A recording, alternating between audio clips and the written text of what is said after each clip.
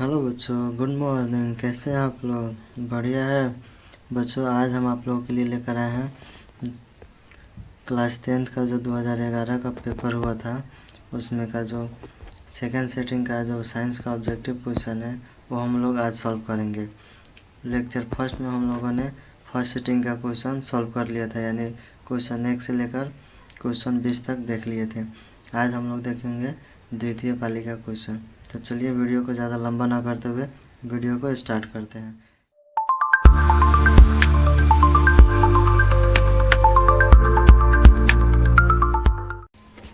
सबसे पहला क्वेश्चन है हमारा, सबसे कठोर तत्व कौन है? ऑप्शन ए में दिया हुआ है पत्थर, ऑप्शन बी में दिया हुआ है हीरा, ऑप्शन सी में दिया हुआ है कार्बन, ऑप्शन डी में दिया हुआ है ऑक्सीजन। यानी इसमें बताना है कि सबसे जो हार्ड होता है यानी कठोर होता है वो कौन सा तत्व होता है। तो चलिए इसका आंसर कमेंट कीजिए आप लोग फटाफट कि कौन सा इसका सही आंसर होगा। जल्दी जल्दी बताइए, फटाफट बताइए। इसका राइट आंसर हो जाएगा ऑप्शन नंबर बी यानी हीरा। हीरा जो होता है वो सबसे कठोर तत्व होता है। अगला क्वेश्चन देखते हैं। क्वेश्चन नंबर 2 है हमारा, प्राकृतिक चयन का सिद्धांत किसने दिया है? यानी जो प्राकृतिक चयन का सिद्धांत है वो किसने दिया था? ऑप्शन ए में दिया हुआ है लामार्क, ऑप्शन बी में दिया हुआ है अरस्तु, ऑप्शन सी में दिया हुआ है डार्विन, ऑप्शन डी में दिया हुआ है स्पेंसर।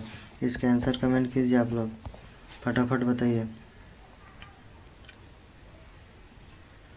इसका राइट आंसर हो जाएगा ऑप्शन नंबर सी यानी डार्विन।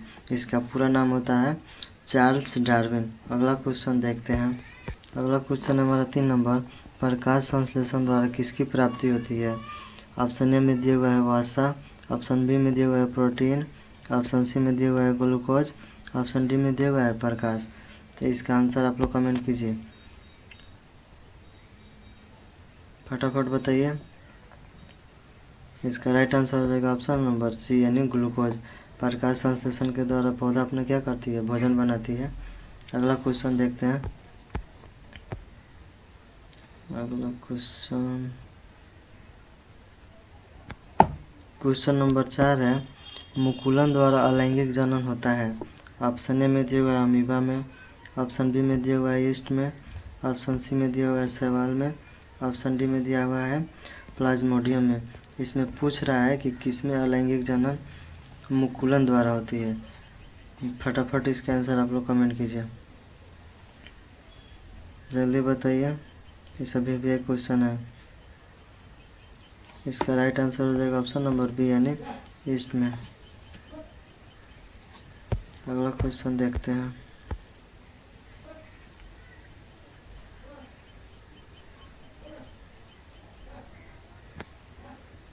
अगला क्वेश्चन है 5 नंबर, आवेश का ए सही मात्रक क्या होता है? यानी जो हमारा आवेश होता है उसका ए सही मात्रक क्या होता है? ऑप्शन ए में दिया हुआ है वोल्ट, ऑप्शन बी में दिया हुआ है ओम, ऑप्शन सी में दिया हुआ है जूल, ऑप्शन डी में दिया हुआ है कूलम। इसका आंसर कमेंट कीजिए आप लोग। ये भी बहुत भी क्वेश्चन है, फटाफट बताइए कि इसका कौन सा राइट आंसर है। इसका राइट आंसर हो जाएगा ऑप्शन नंबर डी यानी कूलम होता है आवेश का ए सही मात्रक। अगला क्वेश्चन है 6 नंबर, 1 ओम और 2 ओम के प्रतिरोधों को श्रेणी क्रम में 6 वोल्ट की बैटरी से जोड़ने पर परिपथ में धारा का मान होगा। यानी कह रहा है कि 1 ओम और 2 ओम के प्रतिरोधों को 6 वोल्ट के बैटरी के साथ किस में जोड़ रहा है? श्रेणी क्रम में। तो परिपथ में धारा यानी आई का मान कितना होगा?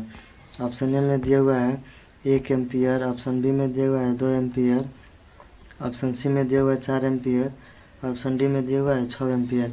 तो जल्दी से इसका सॉल्यूशन करके आप लोग कमेंट में आंसर बता दीजिए फटाफट कि कौन सा राइट आंसर होगा। जल्दी बताइए।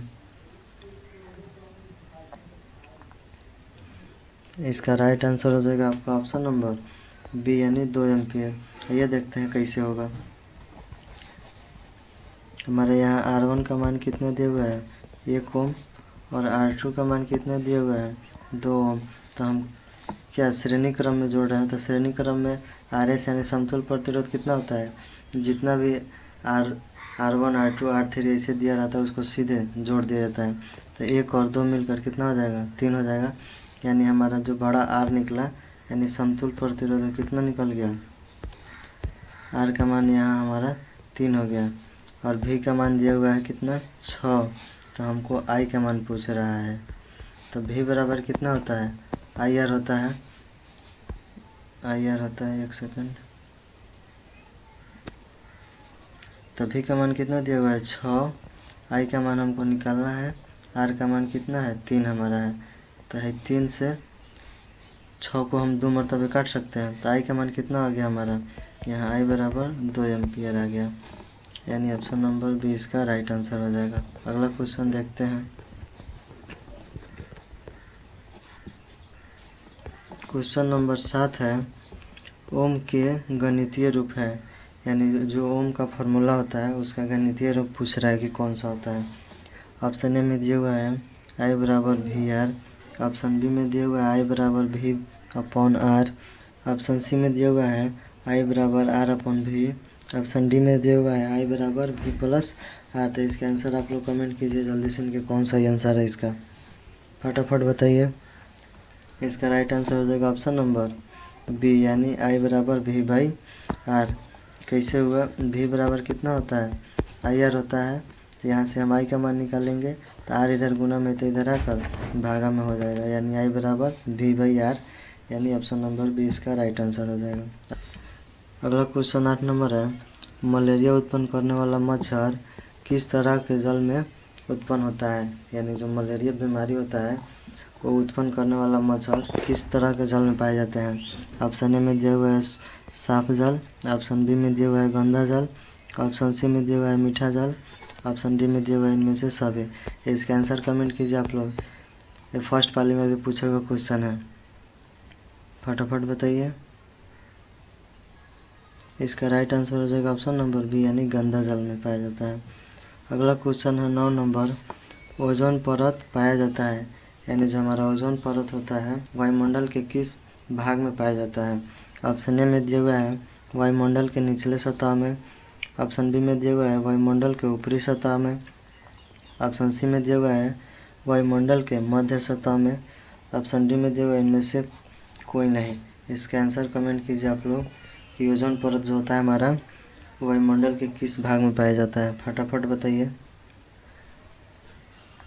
जल्दी जल्दी कमेंट कीजिए आप लोग।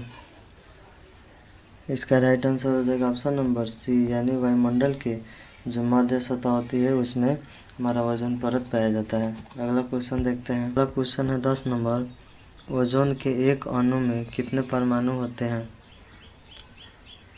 ओजोन के एक अणु में पूछ रहा है कि कितने परमाणु होते हैं। ओजोन का जो फार्मूला होता है वो कितना होता है, वो 3 होता है। हालांकि यहाँ क्वेश्चन में खुलेआम नहीं दिया हुआ है, इसलिए हम आप लोगों के सामने लिख दिए हैं। तो इसका आंसर आप लोग बताइए कि फटाफट कौन सा होगा। ऑप्शन ए में दिया हुआ है 1, ऑप्शन बी में दिया हुआ है 2, ऑप्शन सी में दिया हुआ है 3, ऑप्शन डी में दिया हुआ है 4। कमेंट कीजिए इसके आंसर, फार्मूला आप लोगों के सामने लिख दिए हैं, जल्दी जल्दी बताइए। भी क्वेश्चन है, ये भी फर्स्ट पाली में पूछा हुआ क्वेश्चन है। तो इसका राइट आंसर हो जाएगा ऑप्शन नंबर सी, यानी 3 होते हैं। ऑक्सीजन के 3 परमाणु के मिलने से ओजोन के एक अणु बनते हैं। अगला क्वेश्चन देखते हैं। क्वेश्चन नंबर 11 है, आवर्त सारणी में कितने वर्ग होते हैं, यानी जो हमारा खड़ा वाला जो लाइनिंग होता है उसी को हम लोग वर्ग कहते हैं। ये कितना होता है पूछ रहा है। ऑप्शन ए में दिया हुआ है 5, ऑप्शन बी में दिया हुआ है 6, ऑप्शन सी में दिया हुआ है 7, ऑप्शन डी में दिया हुआ है 8। ध्यान से देखिएगा क्वेश्चन,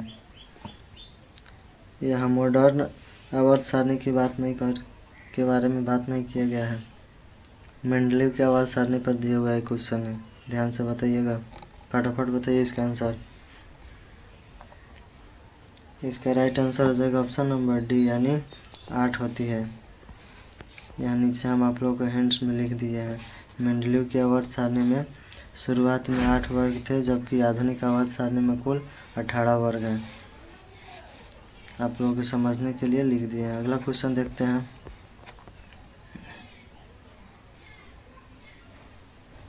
अगला क्वेश्चन है 12 नंबर, अक्रिय तत्व कौन है, यानी पूछ रहा है कौन सा तत्व इसमें अक्रिय है। ऑप्शन ए में दिया हुआ है कार्बन, ऑप्शन बी में दिया हुआ है हीलियम, ऑप्शन सी में दिया हुआ है सोना, ऑप्शन डी में दिया हुआ है हाइड्रोजन।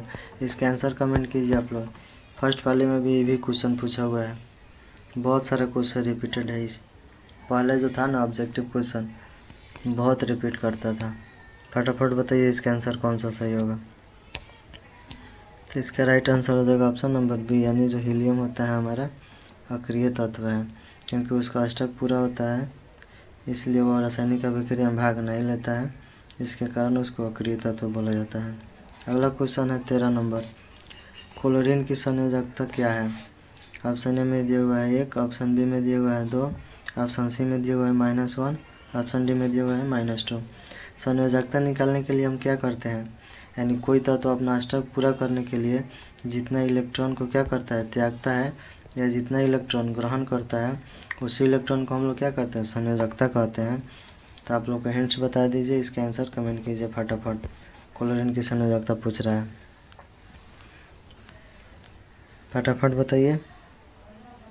तो इसका राइट आंसर हो जाएगा ऑप्शन नंबर ए, यानी 1 होता है। कैसे होता है देख लीजिए, क्लोरीन की परमाणु संख्या कितना होता है, 17 होता है। तो इसका इलेक्ट्रॉनिक विन्यास कितना हो जाएगा, 2, 8 और 7। तो अष्टक पूरा करने के लिए इसको बाहरी कक्षा में कितना इलेक्ट्रॉन चाहिए, 8 चाहिए। 7 तो ऑलरेडी है, तो क्या करेगा, एक ग्रहण कर लेगा तो इसका अष्टक पूरा हो जाएगा। तो यानी कितना इलेक्ट्रॉन ग्रहण किया, तो 1। तो 1 ग्रहण किया, इसीलिए इसका संयोजकता 1 हो जाएगा, यानी ऑप्शन नंबर ए इसका राइट आंसर हो जाएगा। अगला क्वेश्चन देखते हैं,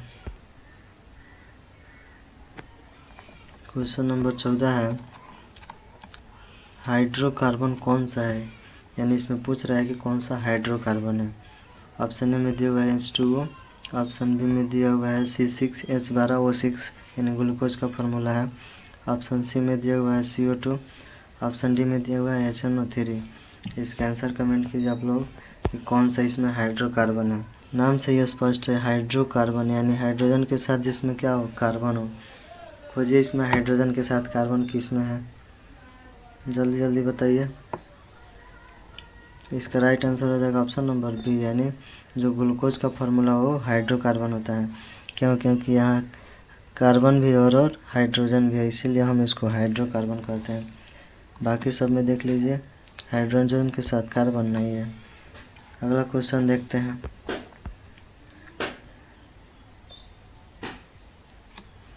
क्वेश्चन नंबर 15 है, पादप में फ्लोएम संवाहक होता है, यानी जो पादप होता है यानी पौधों में जो फ्लोएम ऊतक होता है वो किसका परिवहन यहाँ से वहाँ तक करता है।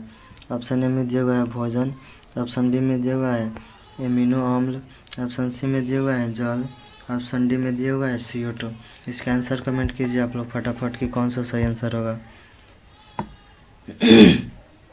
जल्दी जल्दी बताइए। इसका राइट आंसर हो जाएगा ऑप्शन नंबर ए, यानी भोजन।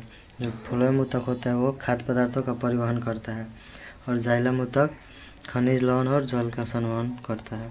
अगला क्वेश्चन देखते हैं,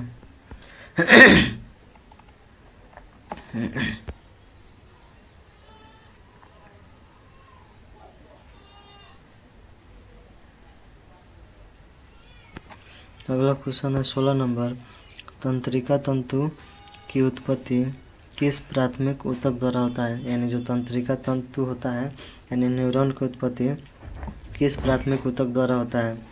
ऑप्शन ए में दिया हुआ है एक्टोडर्म, ऑप्शन बी में दिया हुआ है मीसोडर्म, ऑप्शन सी में दिया हुआ है एंडोडर्म, ऑप्शन डी में दिया हुआ है इनमें से कोई नहीं।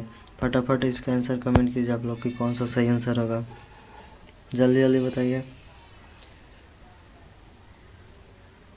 इसका राइट आंसर हो जाएगा ऑप्शन नंबर ए, यानी एक्टोडर्म। जब भ्रूण का विकास होता है ना, तो इसी एक्टोडर्म का क्या होता है, धीरे धीरे विकसित होकर सारा न्यूरॉन की उत्पत्ति करता है। अगला क्वेश्चन देखते हैं, क्वेश्चन नंबर 17 है, किस दर्पण का बड़ा प्रतिबिंब बनता है, यानी कहने का मतलब है कि किस दर्पण में वस्तु का प्रतिबिंब जो बनता है वो बड़ा बनता है। ऑप्शन ए में दिया हुआ है समतल, ऑप्शन बी में दिया हुआ है अवतल, ऑप्शन सी में दिया हुआ है उत्तल, ऑप्शन डी में दिया हुआ है इनमें कोई नहीं।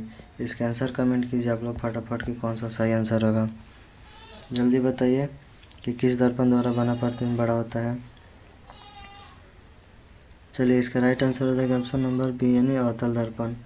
समतल दर्पण में तो वस्तु के आकार के बराबर बनता है, उत्तल में तो छोटा बनता है, और इनमें से कोई तो होगा नहीं, यानी ऑप्शन नंबर बी इसका राइट आंसर हो जाएगा। अगला क्वेश्चन देखते हैं,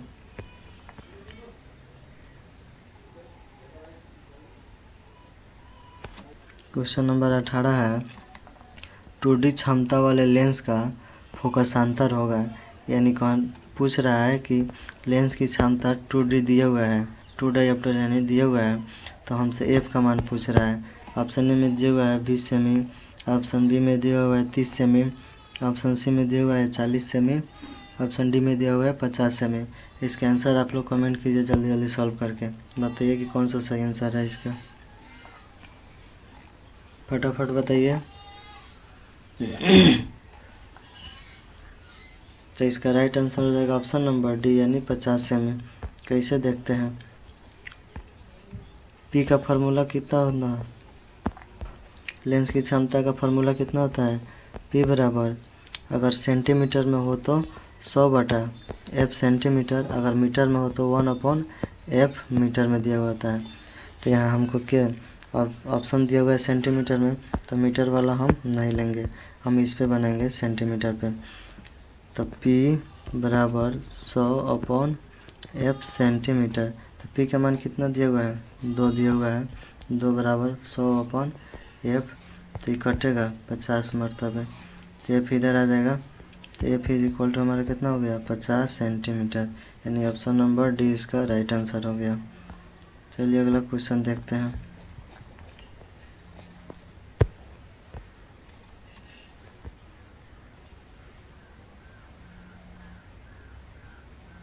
अगला क्वेश्चन है 19 नंबर, निकट दृष्टि दोष का निवारण किस लेंस से होता है, यानी कहने का मतलब है जिस व्यक्ति को निकट दृष्टि दोष होता है उसके जो चश्मा में लगा रहता है वो कौन सा लेंस लगा रहता है।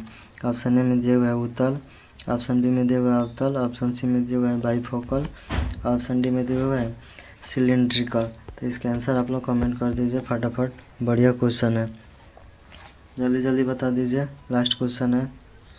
हालांकि एक रिपीटेड क्वेश्चन होगा, वो मिस्टेक से नहीं लिखाया है, उसके लिए सॉरी। जल्दी जल्दी इसका आंसर कमेंट कर दीजिए अगला। चलिए इसका राइट आंसर हो जाएगा ऑप्शन नंबर बी यानी अवतल लेंस का उपयोग किया जाता है, और दीर्घ दृष्टि दोष के लिए निवारण के लिए उत्तल लेंस का उपयोग किया जाता है। तो आज का लेक्चर हमारा यहीं होता है एंड। वीडियो पसंद आया हो तो वीडियो को लाइक और सब्सक्राइब ज़रूर कर दीजिएगा, और अपने दोस्तों में शेयर भी कर दीजिएगा।